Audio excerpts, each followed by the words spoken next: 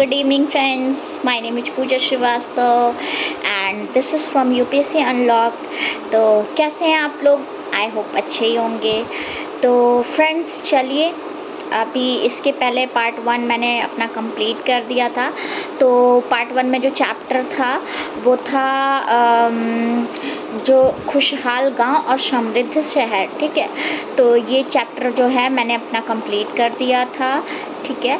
तो whittle villages and thriving towns, ठीक है। तो ये मैंने कंप्लीट कर दिया था। और 1 मिनट, तो इसमें हमने काफ़ी हद तक चीज़ें ख़त्म कर ली थी, ठीक है। तो चैप्टर स्टार्ट करने से पहले मैं सेम चीज़ जो अपने हर वीडियोस में बोलती हूँ आप लोग को बोलना चाहूँगी कि अगर मेरी वीडियोस अच्छी लगती हो तो please like and subscribe to my channel. और जो भी लोग मेरे चैनल पर नए हो वो मेरे चैनल को ज़रूर सब्सक्राइब करें। और आपके फ्रेंड जो भी यूपीएससी की प्रिपरेशन कर रहे हों उनके साथ ये वीडियो ज़रूर शेयर करें। और फ्रेंड्स, सबसे बड़ी चीज़ कि अगर आप यूपीएससी की प्रिपरेशन करते हो तो आपके लिए बहुत ही ज़्यादा बेनिफिशियल होगा यदि आप क्लास 6 की एनसीईआरटी से स्टार्ट करते हो। तो बेसिक कॉन्सेप्ट आपका क्लियर होगा तो एडवांस लेवल समझने में आपको ज़्यादा प्रॉब्लम नहीं आएगी। तो प्लीज़ फ्रेंड्स, आप बेसिक से ही प्रिपरेशन करना स्टार्ट करें। और जब भी आप प्रिपरेशन करें या जब भी आप लेक्चर सुन रहे हो मेरे या किसी के भी, तो अपने साथ बुक ज़रूर रखें। वो चीज़ें आपको मतलब अगर ऐसा अपने साथ आप एनसीईआरटी की बुक रखते हो तो आपको चीज़ें ज़्यादा बेसिक क्लियर ज़्यादा चीज़ें समझ में आएंगी, ठीक है। तो चलो आपका ज़्यादा टाइम ना लेते हुए हम लोग अपना चैप्टर स्टार्ट करते हैं, ठीक है। तो पार्ट 1 अगर आपको देखना हो या मैंने सिविक्स की क्लास मतलब जो सोशल एंड पॉलिटिकल लाइफ है एनसीईआरटी क्लास 6 की वो भी कंप्लीट कर दी है। तो अगर आपको उसके वीडियोस देखने हैं तो प्लीज़ आप जाएं और मेरे यूट्यूब चैनल पे जाके देख लें, ठीक है। तो लेट्स डू, ठीक है। तो लेट्स स्टार्ट आवर चैप्टर आपका ज़्यादा टाइम ना लेते हुए, ठीक है। तो अभी आपने क्या चैप्टर पढ़ ली थी कि आपको एक स्टोरी मैं सुना चुकी थी। और अभी जो हमें स्टार्ट करना था तो जो स्टोरी थी बेरी गाजा, ठीक है। तो स्टोरी ऑफ बेरी गाजा, तो ये स्टोरी बेरी गाजा की है जिसका ग्रीक नेम जो उसका भरूच है। तो इसकी ये स्टोरी है। तो हम इस स्टोरी को एक बार समझ लेते हैं कि क्या बोलता है इस स्टोरी में, ठीक है। तो the gulf is very narrow at Barygaza and very hard to navigate for those coming from the sea, ठीक है। Ships had to be steered in by skilful and experienced local fisherman who were employed by the king, ठीक है। The imports into Barygaza were wine, copper, tin, lead, coral, topaz, cloth, gold and silver coins. Exports from the town included plants from the Himalayas, ivory, agate, canyon, cotton, silk and perfumes, ठीक है। Special gifts were brought by merchants for the king. These included vessels of silver, singing boys, beautiful women, fine wines and fine clothes, ठीक है। तो ये एक story है, ठीक है। तो ये जो स्टोरी है ये कोई बेरा गाजा नाम की जगह है। तो बेरा गाजा में क्या है कि बेरा गाजा में ना एक संकरी खाड़ी है। बेरा गाजा में संकरी खाड़ी है, मतलब कि काफ़ी पतली से खाड़ी जैसी है, ठीक है। तो यहाँ पे जो समुद्र से आने वाले जो लोग हैं उनके लिए नाव चला पाना काफ़ी टफ हो जाता है क्योंकि काफ़ी पतली सी खाड़ी है, ठीक है। तो राजा, वहाँ के जो राजा थे, जो राजा ने जिन मछुआरों को या फिर जो कुशल और मतलब अनुभवी स्थानीय मछुआरे थे उनको राजा ने ही अपॉइंट किया था, वही सिर्फ वहाँ जहाज़ लेके जा सकते थे, ठीक है। तो बेरी गाजा में क्या होता है कि बेरी गाजा में शराब, तांबा, तिन, सीसा, मूंगा, पुखराज, कपड़े, सोने और चांदी के सिक्के जो होते थे उनका ज़्यादा आयात होता था, ठीक है। तो हिमालय की कुछ जड़ी बूटियाँ थी जैसे कि हाथी दांत, गोमेद, कार्निलियन, सूती कपड़ा जो होता था, रेशम का कपड़ा और जो परफ्यूम्स होते थे इसका भी यहाँ से निर्यात होता था, ठीक है। तो आयात जो होता था वो शराब, टिन, शीशा, मूंगा, पुखराज, कपड़े, सोने चांदी के सिक्के इनका होता था। और हिमालय की जड़ी बूटी और हाथी दांत, गोमेद, कार्नियलन, सूती कपड़ा, रेशम और परफ्यूम का यहाँ से निर्यात होता था। ठीक है, तो राजा जो थे, राजा के लिए क्या होता था कि राजा के लिए जो व्यापारी थे वो बहुत सारे टाइप के काफ़ी टाइप के गिफ्ट्स भी लेके आते थे। तो इसमें क्या होता था, इसमें चांदी के बर्तन, इसमें इसमें क्या होता था कि चांदी के बर्तन होते थे, गायक भी होते थे, किशोर लड़के होते थे, सुंदर लेडीज़ भी होती, सुंदर औरतें होती थी, अच्छी शराब होती थी और काफ़ी अच्छे टाइप के कपड़े भी इसमें शामिल थे, ये जो राजा को गिफ्ट देते थे वहाँ के लोग। ठीक है, तो अब आप एक लिस्ट बनाओ, ये ज़्यादा कुछ खास स्टोरी नहीं है, क्या आयात निर्यात होता था, राजा को क्या गिफ्ट मिलते थे, बस इसके बारे में ही है। ठीक है, तो अभी आप देखो कि कुछ कॉइन्स के बारे में दिया गया है। ठीक है, तो you may have noticed how wealth is measured in terms of coins in the story on page 90. ठीक है, archaeologists have found several thousands of coins belonging to this period. The earliest coins which were used for it about 500 years were punch mark coins such as the ones shown below. ठीक है, तो अभी अब देखो पंच mark coins क्या होते हैं, इसके बारे में भी दिया गया है। तो punch mark coins were generally rectangular और समटाइम्स स्क्वायर और round in the shape, either cut out of metal sheets or made out of flattened metal globules, small spherical body. The coins were not inscribed but were stamped with symbols using dies or punches, hence they are called punch mark coins. These coins are found over most parts of subcontinent and remain in the circulation till the early centuries. ठीक है, तो अभी क्या होता था कि आप देखो, आपने नोटिस किया होगा पेज 90 पे। ठीक है, तो पेज 90 पे आप लोगों ने देखा होगा कि किस तरीके से किस टाइप के जो सिक्के होते थे उस पे जो होता था, जो प्रॉपर्टी होती थी, उसकी संपत्ति का जो भी संपत्ति होती थी उसका मूल्यांकन किया जाता था। ठीक है, आर्कियोलॉजिस्ट को इस नए युग के बहुत सारे हजारों सिक्के मिले हैं। ठीक है, तो जो सबसे पुराने इसमें जो सिक्के थे वो आहत सिक्के थे, जो करीब 500 साल तक चले थे।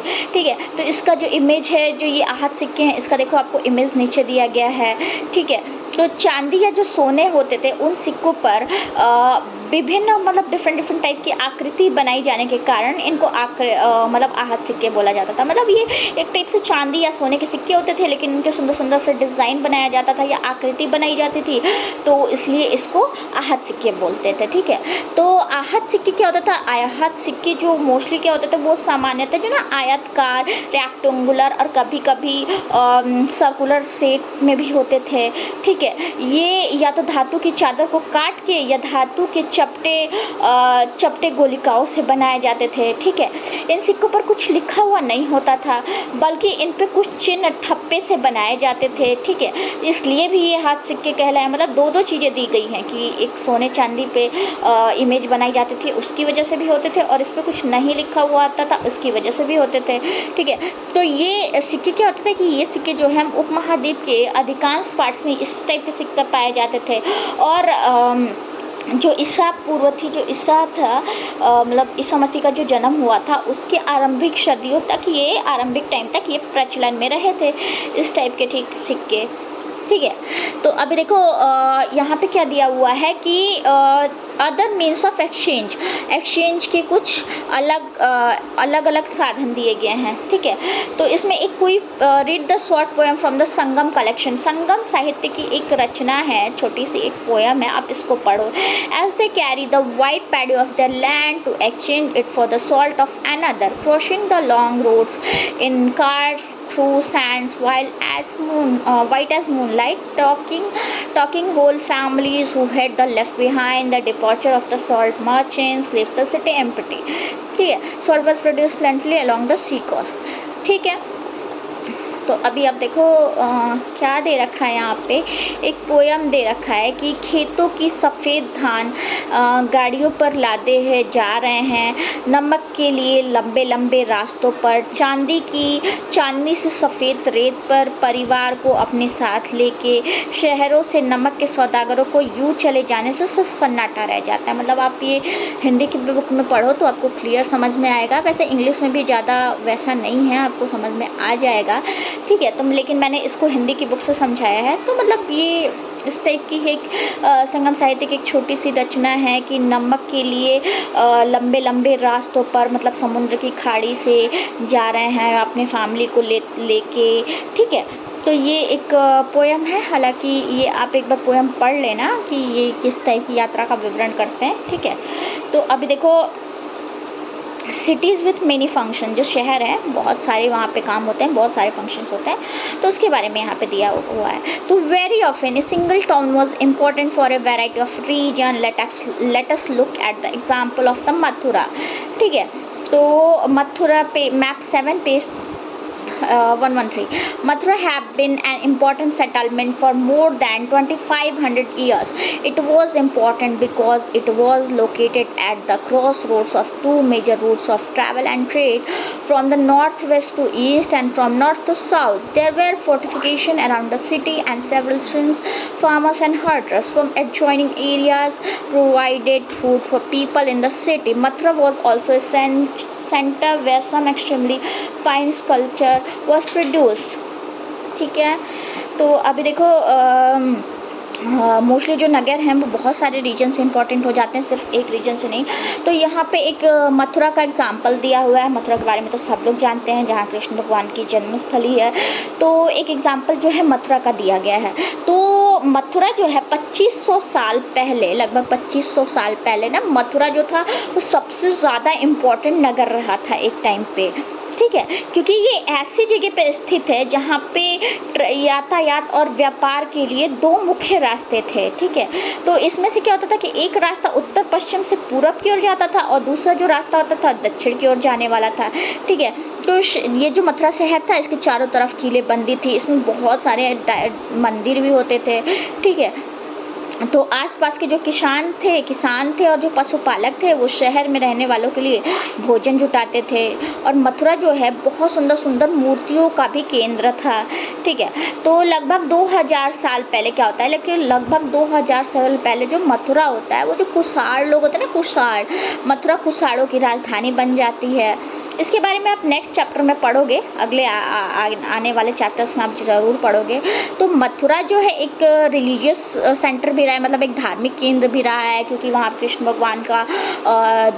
भगवान का जन्म हुआ था। तो वहाँ पे बहुत सारी चीज़ें धार्मिक रही हैं, बहुत अच्छी अच्छी चीज़ें रही हैं, मंदिर काफ़ी ज़्यादा हैं, ठीक है। तो यहाँ पे बौद्ध मंदिर, जैन धर्म भी आपको मिलेंगे, ठीक है। तो मथुरा में आपको कई सारे मूर्ति है, उस पर बहुत सारे अभिलेख मिले हैं, ठीक है। आमतौर पे क्या है कि ये संक्षिप्त छोटे छोटे से अभिलेख हैं जो कि उस टाइम के स्त्री और पुरुष द्वारा मठों और मंदिरों को दिए जाने वाले दान के बारे में बताते हैं, ठीक है। प्राय मोस्टली क्या होता है कि जो शहर के राजा रानी, अधिकारी, व्यापारी तथा जो क्राफ्ट पर्सन होते हैं इस टाइप के दान करते थे, उसके बारे में कुछ ऐसा इंस्क्रिप्शन मिला है, ठीक है। एग्जाम्पल के लिए मथुरा के जो अभिलेख हैं उसमें सुनार, लोहार, बुनकर होते हैं, टोकरी बुनने वाले हैं, माला बुनने वाले हैं या परफ्यूम्स बनाने वाले हैं, इसके बारे में काफ़ी चीज़ें उनके बारे में उल्लेख मिले हैं, ठीक है। तो अब क्या होता है कि क्राफ्ट्स एंड क्राफ्ट पर्सन, तो यहाँ हम क्राफ्ट और क्राफ्ट पर्सन के बारे में पढ़ेंगे, ठीक। तो चलो अब क्राफ्ट और क्राफ्ट पर्सन क्या करते थे उनके बारे में हम पढ़ते हैं थोड़ा सा। So we also have archaeological evidence for crafts. This include extremely fine pottery known as the Northern Black Polish, where it gets name from the fact that it is generally found in the northern part of the subcontinent. Remember that the archaeological evidence for many crafts may not have survived. We know from texts that the manufacture of cloth was important. There were famous centers such as Varanasi in the north and Madurai in the south. Both men and women worked in these centers, ठीक है। तो अब जो archaeological place से जो पुरास्थल है उनसे उनसे इस टाइप के शिल्पकारों के काफ़ी टाइम के नमूने मिले हैं। इसमें मिट्टी के बहुत ही पतले और सुंदर-सुंदर बर्तन मिले हैं, ठीक है? जिनको उत्तरी काले चमकीले पात्र कहा जाता था, क्योंकि ये ज़्यादातर उपमहाद्वीप के उत्तरी भाग में मिले हैं, ठीक है? तो ऐसा हो सकता है, मतलब ऐसा हुआ भी है और हो भी सकता है कि जो दूसरे शिल्पकार हैं उनके अवशेष नहीं बचे होंगे। तो जैसे कि हमें बहुत डिफरेंट टाइप के ग्रंथों से पता चलता है कि जो कपड़ों का उत्पादन था ना, वो बहुत महत्वपूर्ण था, बहुत ज़्यादा इम्पोर्टेंट था। तो उत्तर भारत में क्या होता था कि उत्तर में वाराणसी सब जानते हैं, और दक्षिण में जो मदुरई थे, इसके फेमस सेंटर थे, एक प्रसिद्ध केंद्र थे। तो यहाँ पे मेल फीमेल दोनों लोग काम करते थे, ठीक है? तो अनेक बहुत टाइप के जो शिल्पकार थे और जो व्यापारी थे, वो अपने अपने संघ बनाने लगे थे, जिनको श्रेणी कहा जाने लगा, ठीक है? तो शिल्पकारों की श्रेणियों का काम का प्रशिक्षण देना, कच्चा माल उपलब्ध कराना और तैयार माल का वितरण करना था, ठीक है? जबकि व्यापारी जो होते थे, उनका क्या काम करता था कि व्यापारी जो होते थे वो व्यापार को संभालते थे कि कहाँ लेके जाना है, कहाँ पैसे रखने हैं, लोग कहाँ पैसे रखते हैं, बैंक कहाँ है, बैंकों के रूप में ये लोग काम करते थे, ठीक है? तो मतलब बैंकों के रूप में ये लोग काम नहीं करते थे, मतलब इनको सारी नॉलेज होती थी। तो ये जो धन हमें मिला है, इसका हम कैसे इसको और बेनिफिट बना सकते हैं, कहाँ इसको इन्वेस्ट करें कि ये हमें ज़्यादा लाभ देगा, उस लाभ का कुछ हिस्सा जमा करने वाले को भी लौटा दिया जाता था। फिर मंदिर जो होते थे, धार्मिक संस्थान होते थे, उसमें भी दान किया जाता था, ठीक है? तो बहुत सारी चीज़ें होती थी, ठीक है? तो अब देखो यहाँ पे सूत है, सूत काटने, और उसके पहले आप एक बार ये छोटी सी जगह है, मतलब छोटा सा एक इमेज है, इसको भी देख लो। नॉर्थन ब्लैक पॉलिश वेयर क्या होता है? तो NBPW is a hard wheel made metallic looking ware with a shiny black surface. The potter used to expose the earthenware to a very high temperature in his kiln, which resulted in the blackening of its outer surface. A fine black slip was also applied on this, which gave the pottery a mirror like shine, ठीक है? तो ये क्या होता है कि ये एक कठोर चाक से बने हुए धातु की तरह दिखने वाले चमकदार काली सतह वाले पात्र हैं। इसको बनाने के लिए कुम्हार क्या करते थे कि जो मिट्टी के बर्तन होते थे, मिट्टी के बर्तनों को काफ़ी हाई टेम्परेचर पे भट्टों पे रख देते थे, ठीक है? तो जिसके परिणाम स्वरूप क्या होता था कि इसका रिजल्ट ये होता था कि ये जो इन जो बर्तनों की बाहरी सतह होती थी वो ब्लैक हो जाती थी, काली हो जाती, ठीक है? तो इन जो काली सतह थी उस पर एक पतली काली लेप लगाई जाती थी, जो कि इन बर्तनों को शीशे जैसी शाइन प्रदान करता था, शीशे जैसा शाइन देता था, ठीक है? तो अब सूत काटने और बुनने के कुछ नियम दिए गए हैं, तो हम ये पढ़ लेते हैं। तो rules of spinning and weaving, spinning and weaving के कुछ यहाँ पे नियम हैं।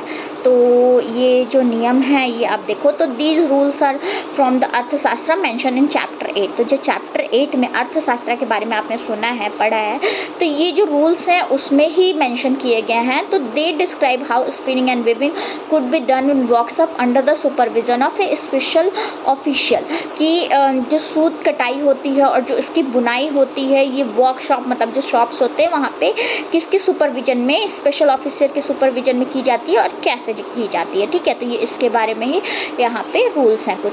तो widows, young women who are differently able, nuns, mother of countesses, retired women, servants of the king, women who have retired from service in temples may be used for processing wool, bark, cotton, hemp and flax. They should be paid according to quality and quantity of work, ठीक है? तो women who are not permitted to leave their homes can send maid servants to bring the raw material from the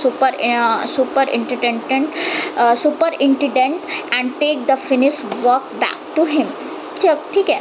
तो अब क्या होता है कि ऊन जो होता है, ऊन पेड़ों की छाल, कपास, पटुआ, सन को तैयार करने में के काम में ना जो विधवाएं होती हैं, विधवाएं सक्षम महिलाएं जो होती हैं, भिखड़ी जो होती हैं, वृद्ध लोग होते हैं, राजा की राजा की जो दासियाँ होती हैं, सेविकाएं होती हैं, और अवकाश प्राप्त जो देवदासियाँ होती हैं उनको लगाया जा सकता था, ठीक है? तो इनको क्या होता था कि इनके काम और इनकी क्वालिटी और क्वांटिटी के अकॉर्डिंग इनको पेमेंट मिलती थी, मतलब सैलरी मिलती थी, ठीक है। तो जो महिलाएं जिनको बाहर जाने की अनुमति नहीं थी, वो अपनी अपनी जो स्लेव्स थी, अपनी दासियों को भेजकर कच्चा माल मंगवा सकती थी और उनको तैयार करके भिजवा सकती थी। ठीक है। और वे औरतों जो मतलब एक टाइप से होम मेकर, कि घर की औरतें जो बाहर नहीं जा सकती, वो अपनी दासियों से कपड़ा मंगवा सकती थी, कच्चा माल, और उनको बना के भेज सकती थी। और जो औरतें जो जा सकती हैं कारखानों तक, उनको अपना माल कारखानों तक सुबह सुबह लेके जाना पड़ता था, जहाँ उनको उनके कपड़ों, उनकी क्वांटिटी और क्वालिटी के अकॉर्डिंग सैलरी मिल जाती थी। ठीक है।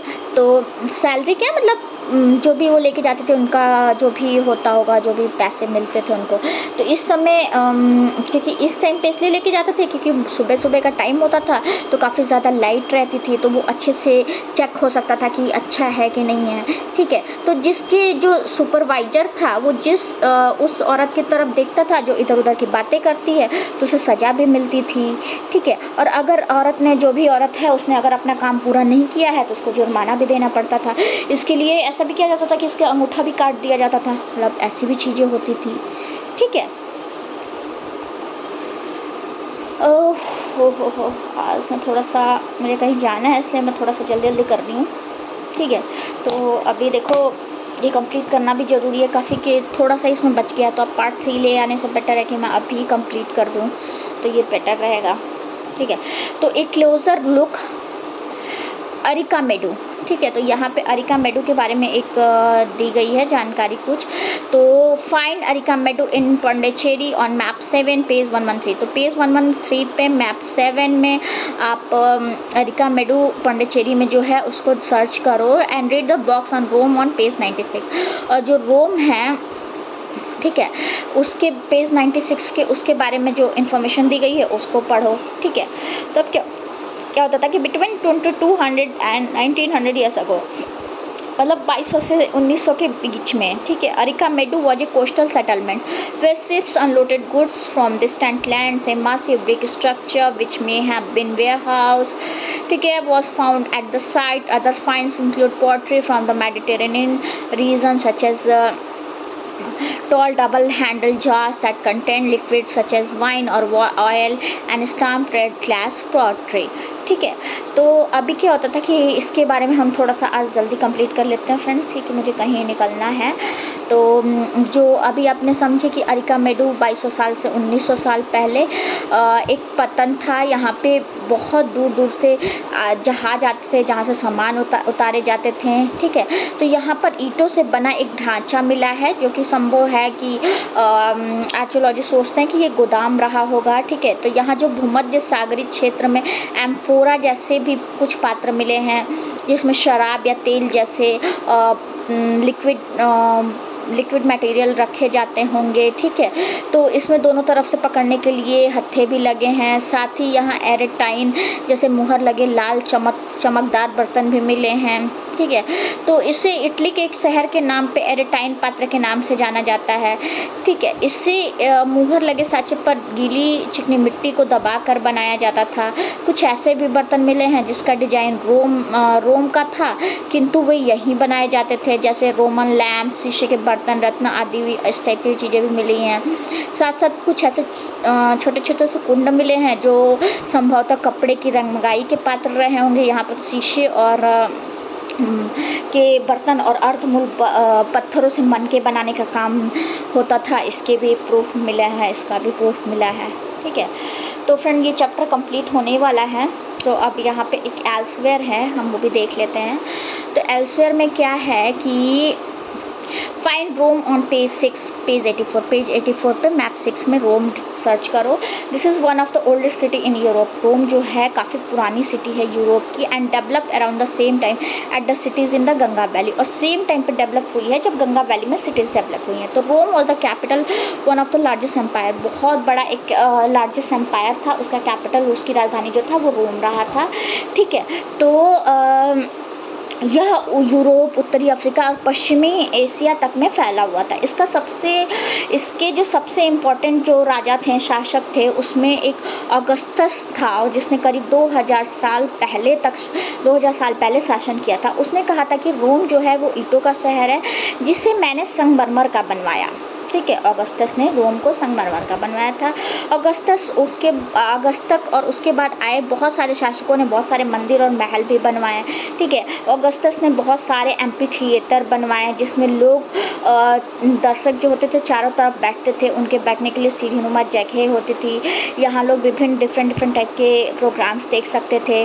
उसने कुछ बाथरूम से स्नान घर भी बनवाए जहाँ स्त्री और पुरुषों के लिए अलग अलग टाइम फिक्स थे, ठीक है।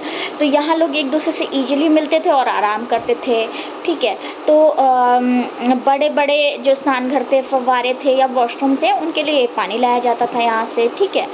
तो शहर में जो भी ये थे, ठीक है। तो फ्रेंड्स ये हमारा चैप्टर कंप्लीट होता है। अब चैप्टर कंप्लीट करने से पहले कुछ यहाँ पे इम्पोर्टेंट वर्ड्स दिए हुए हैं, कुछ कीवर्ड्स दिए हुए हैं, इनको ज़रूर याद करें। इमेजिन करें कि आप बैरगंजा में रहते हो, बैरीगाजा में, और वहाँ पोर्ट को देख रहे हो, तो इसके बारे में डिस्क्राइब करो कि आप क्या क्या देखोगे, ठीक है। या लेट्स रिकॉल में कुछ क्वेश्चन आंसर्स दिए गए हैं, कुछ इंपॉर्टेंट डेट दी गई है, ठीक है, कि आयरन जो था उसका कब आविष्कार हुआ था, कब मिला था। तो इन डेट्स को ज़रूर याद करें। और फ्रेंड्स एक चीज़ और बोलना चाहूँगी कि आप जब भी चैप्टर पढ़ते हो, ठीक है, तो चैप्टर एंड होने पे उसके क्वेश्चन सॉल्व करने की कोशिश ज़रूर करें। ये आप लोगों के लिए बहुत ज़्यादा बेनिफिशियल होगा, क्योंकि आप जब भी कोई चैप्टर समझते हो ना, तो उसमें हो सकता है कि आपको अगर आप 100 में आप 40% समझ रहे हो, 30% समझ रहे हो। तो मैं एक चीज़ और बोलना चाहूँगी कि अगर आप एक ही चैप्टर को बार बार समझने की कोशिश करोगे ना, तो आपको ज़्यादा बेनिफिशियल होगा। तो आप एक वीडियो को 2 से 3 बार देखो। हो सकता है पहली बार में आप 30% समझो, हो सकता है सेकंड टाइम में आप 60% समझो, और हो सकता है थर्ड टाइम में, फोर्थ टाइम में आप 100% या 90% तो समझ जाओ। अब 95% भी समझ गया तो बहुत है, क्योंकि 100% तो कोई भी ऐसा नहीं होता कि जिसको सब कुछ आता है। तो इसलिए आप ज़रूर करो, क्वेश्चन सॉल्व करने की कोशिश ज़रूर करो। ये आप लोगों के लिए बहुत बेनिफिशियल होगा, यूपीएससी का मैं बता रही हूँ। तो फ्रेंड्स नेक्स्ट चैप्टर हम स्टार्ट करेंगे बाद में, ठीक है। तो चलो फ्रेंड्स, आप लोगों को बाय, और मिलते हैं हम अपने नेक्स्ट वीडियो में नेक्स्ट चैप्टर के साथ। तो please like subscribe to my channel. Okay, bye bye, नमस्ते, गुड नाइट।